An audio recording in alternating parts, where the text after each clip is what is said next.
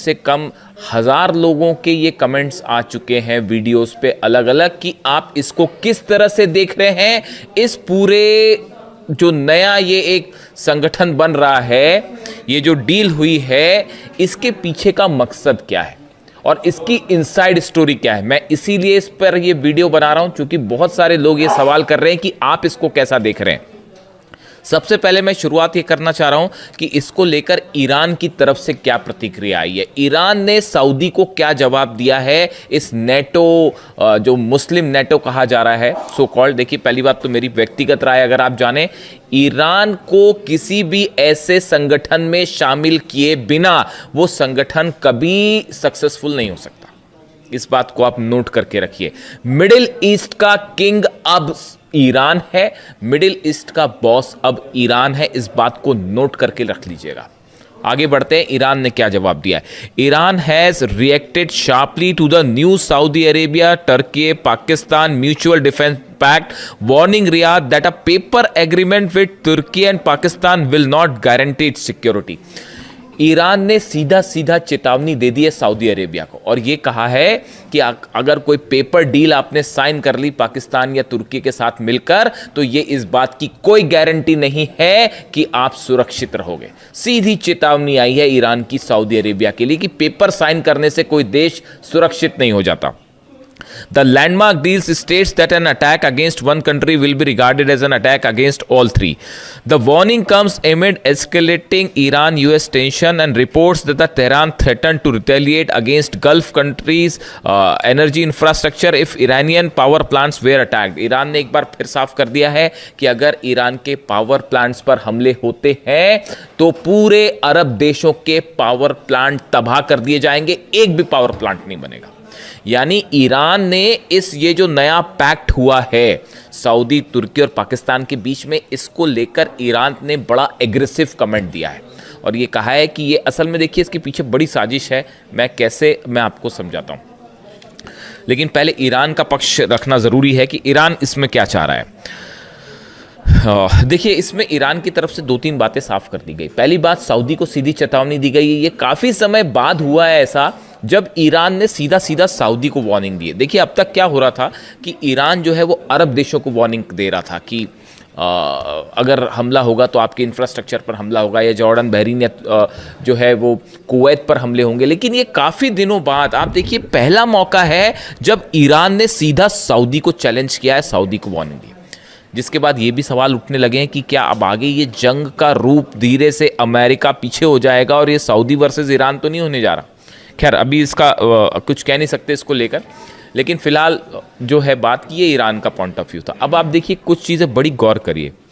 Donald Trump ने हाल ही में Erdogan से मुलाकात की थी तुर्की में। दोनों के बीच में काफ़ी चर्चाएं होती हैं। मोहम्मद बिन सलमान की डोनाल्ड ट्रंप से जो है वो फ़ोन पर लंबी बातें होती हैं और शहबाज शरीफ और मुनीर से तो होती हैं। ऐसे में क्या आपको ये लगता है कि ये जो संगठन नया बना है, मेका जॉइंट डिटरेंस एग्रीमेंट, जो सऊदी, तुर्की और पाकिस्तान के बीच में हुआ है, ये क्यों बनाया गया? इसका मकसद क्या है इसको बनाने का? क्या ये इजराइल के खिलाफ संगठन बना है? बिल्कुल नहीं बना, बिल्कुल नहीं बना। इस संगठन से इजराइल के लिए कोई समस्या नहीं है। जब तक अमेरिका बैठा है, ये कोई जो संगठन बना है इजराइल के खिलाफ नहीं बना है। देखिए, इसका ईरान को लेकर क्या रुख होगा और इसका अमेरिका को लेकर क्या रुख होगा, ये जो चीज़ें हैं, ये दो सवाल ऐसे हैं जो बेहद अहम हैं। अगर आप मुझसे व्यक्तिगत राय पूछें तो ये संगठन जो आनन फानन में तेजी से बनाया गया और इन हालात में बनाया गया जब हूती जो है वो नजरान में हमले कर रहे हैं। हूती जो है वो ये दावा कर रहे हैं कि हमने सऊदी के अलाइंड फोर्सेस के 100 लोगों को मार दिया है। हूती ये दावा कर रहे हैं कि हमने 12 टैंकर सऊदी के जला दिए हैं, सारे पोर्ट सऊदी के बंद कर दिए गए हैं और सऊदी का एक बूंद तेल बाहर नहीं निकल पा रहा। सऊदी अपनी रक्षा करने की हालत में है नहीं। ये तो तब है जब हूती हमला कर रहा है। ईरान ने तो हमला किया ही नहीं। ईरान की मिसाइल्स जब सऊदी में गिर रही हैं तो इंटरसेप्टर्स खत्म हो चुके हैं। लगभग जो है बताया जा रहा है 70% इंटरसेप्टर्स जो है सऊदी के खत्म हो गए, अमेरिका वाली जो पेट्रियट मिसाइल्स थी।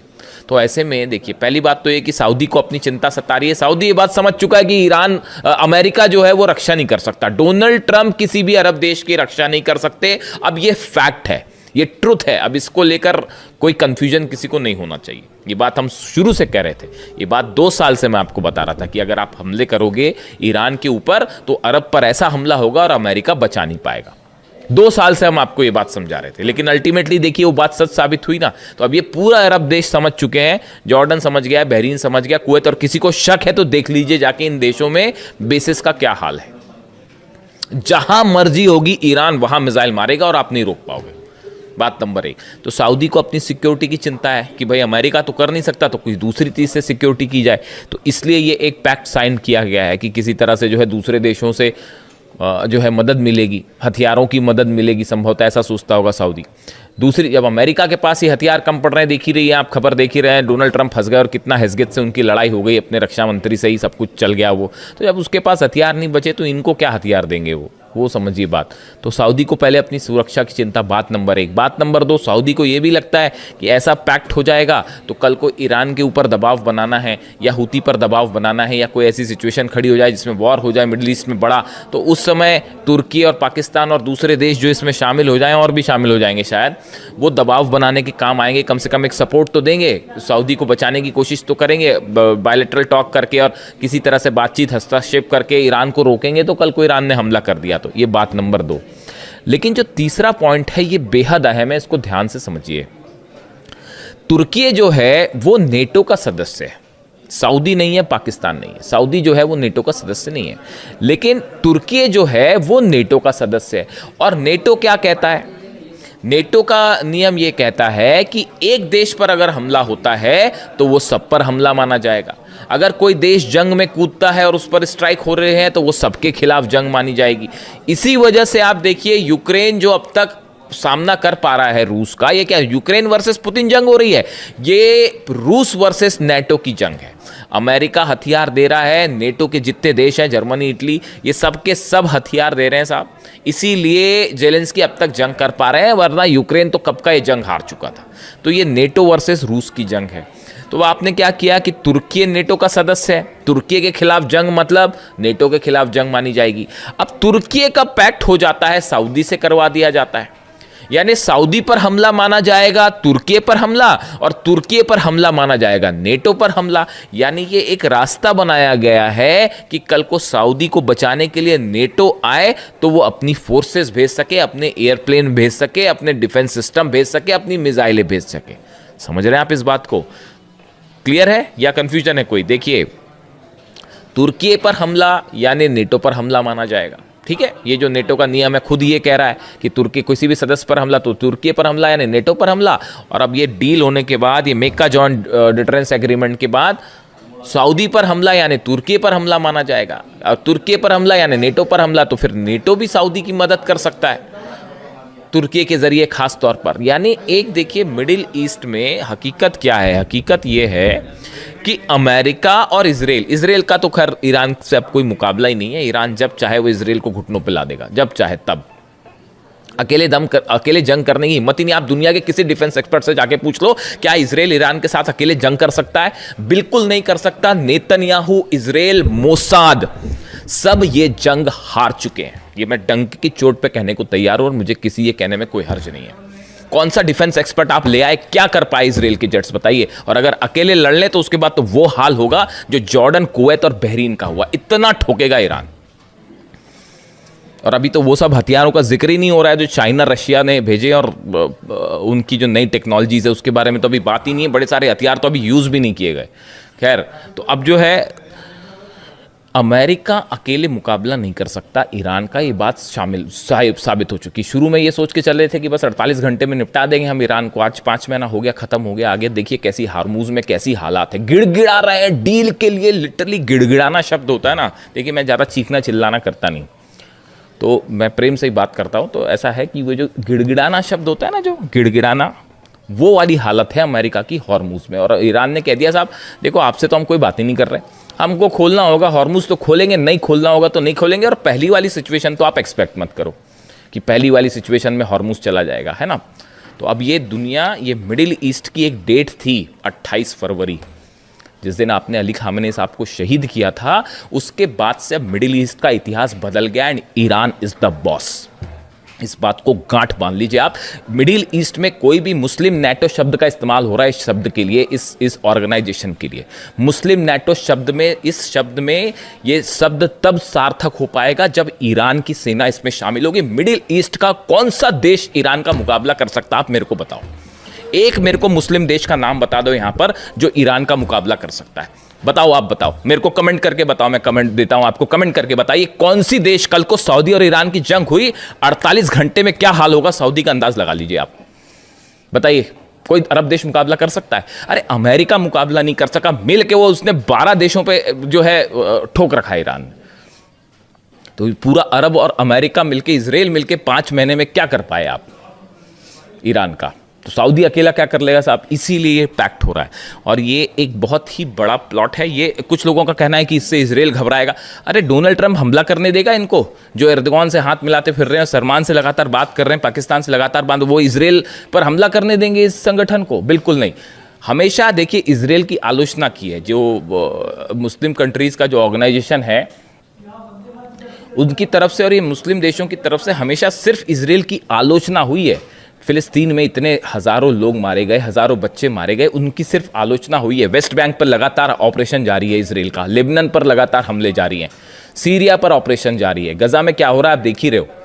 हीनियस क्राइम है, वॉर क्राइम्स हो रहे हैं गजा में। मुस्लिम देशों की तरफ से सिर्फ आलोचना हो रही है। हिम्मत करने वाला सिर्फ एक देश रहा जो मिसाइल मार रहा है, वो ईरान मार रहा है। भूलना मत इस बात को। अली खामनी साहब ने हमेशा कहा जब जरूरत पड़ेगी हम युद्ध के लिए भी तैयार हो जाएंगे। लेबनान के लिए भी वो जंग के लिए तैयार हो गए, गजा के लिए भी जंग के लिए तैयार हो गए। इसीलिए खामनी साहब थे। अब ये जब मैं मीटिंग्स देखता हूँ ना ऐसी, मतलब टू बी वेरी फ्रैंक भाई, देखो मेरे को जो लगता है मैं अपनी राय बता रहा हूँ, आपको ठीक लगता हो तो स्वीकार करिए, वरना आपकी आलोचना का भी स्वागत है। चूंकि ये पब्लिक प्लेटफॉर्म है इसलिए मैं आपकी आलोचना का भी स्वागत करता हूँ। देखिए मैं बिल्कुल ऐसा नहीं चाहूँगा कि कोई मेरी आलोचना करे तो मैं उसको स्वीकार नहीं करूँ, बल्कि हमको दूसरों के विचारों को हमेशा स्वीकार करना चाहिए। अच्छे शब्दों में, साफ सुथरे शब्दों में अगर कोई आलोचना कर रहा है तो उसका बिल्कुल स्वागत है साहब। ये डेमोक्रेसी यही है, ओपन जो विचारधारा है वो यही कहती है कि आप मेरी आलोचना करेंगे मैं बिल्कुल स्वीकार करूँगा। जब ऐसे डील्स में होते देखता हूँ ना, तमाम जो नेता इस पूरी जंग में इन्वॉल्व हैं, चाहे अरब देशों के हो, चाहे अमेरिका हो, इजराइल हो, इन सबको देखने के बाद देखिए ऐसा लगता है कोई भी कदम होता है उसमें किसी तरह की साजिश नज़र आने लगती है। सामने कुछ और हो रहा है, पर्दे के पीछे कुछ और हो रहा है, डिफेंस डील हो रही है तो किसके मन में क्या प्लान है, ट्रम्प की क्या साजिश है, इजराइल की क्या साजिश है। आप देखिए एक शख्स थे सिर्फ, अली खामनी साहब, जिनकी मंशा पर कभी कोई शक नहीं करता था, दुश्मनों को भी शक नहीं था। उन्होंने कह दिया कि साहब मैं जो सामने वो पीछे मैं बात नहीं करूंगा मतलब नहीं करूंगा, मैं डील नहीं करूंगा मतलब नहीं करूंगा। उन्होंने कहा था अमेरिका से बात करने का कोई मतलब नहीं है। आज देखो आज क्या हालात है, इतनी जंग हो चुकी, इतनी जंग हो गई इतने दिनों बाद, 5 महीने की जंग देखिए। इतनी जंग के बाद क्या वो बात सही साबित हो रही है? नहीं हो रही है कि डील का कोई अंदाजा, बातचीत का कोई नतीजा निकल रहा है? नहीं निकल रहा। तमाशा बना रखा है कि बस अब जंग हो रही है, नहीं अब बात अच्छी हो रही है, नहीं आप सीज फायर कर लेते तो ऐसा कर लेते। बात सच साबित हुई ना अली खामनी साहब की, ये विजन था उनका, इसीलिए he was the supreme leader and that's why I like Ali खामनी साहब।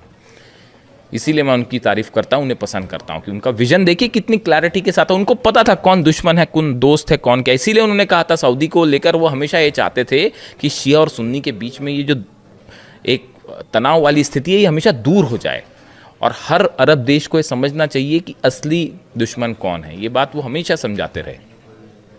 खैर, तो अभी देखिए मुझसे चूंकि इस ऑर्गेनाइजेशन के बारे में बोला गया था, इस डील के बारे में पूछा गया था, मक्का जॉइंट डिटरेंस एग्रीमेंट के बारे में आपकी क्या राय है? मेरी बड़ी साफ राय है कि ये अमेरिका के बैकिंग के साथ एक एग्रीमेंट किया गया है जिसका लक्ष्य है ईरान और हुती या हिजबुल्ला ऐसे संगठनों को काउंटर करना। ये कोई बड़ा इजराइल के खिलाफ कुछ नहीं है, भूल जाइए। और ये चूंकि अकेले अमेरिका मुकाबला नहीं कर सकता, इजराइल मुकाबला नहीं कर सकता, तो अरब देशों को ईरान के खिलाफ खड़े करने की और ज़रूरत पड़ी तो इन देशों को आपस में जंग में शामिल करने की। हॉर्मुज़ खुल नहीं पा रहा तो बोले क्या एक पैक्ट करवा देते हैं, चाहे ताकि मिल के हॉर्मुज़ खुलाएं। खुद बैठे बैठे वहाँ तमाशा देखो, खुद की उधर जनरल डेन कैन कह ही रहे हैं अमेरिका की कि जो है वो बाहर निकलना चाहिए, अब कैसे युद्ध से बाहर निकला जाए। तो ये एक बड़ा प्लान है ईरान के खिलाफ एज ऑफ नाउ जो स्थिति लगती है। कमेंट करके आप बताइए आपको क्या लगता है, और आपके सारे कमेंट्स मैं पढ़ूंगा और जवाब देने की भी कोशिश करूंगा। Thank you so much.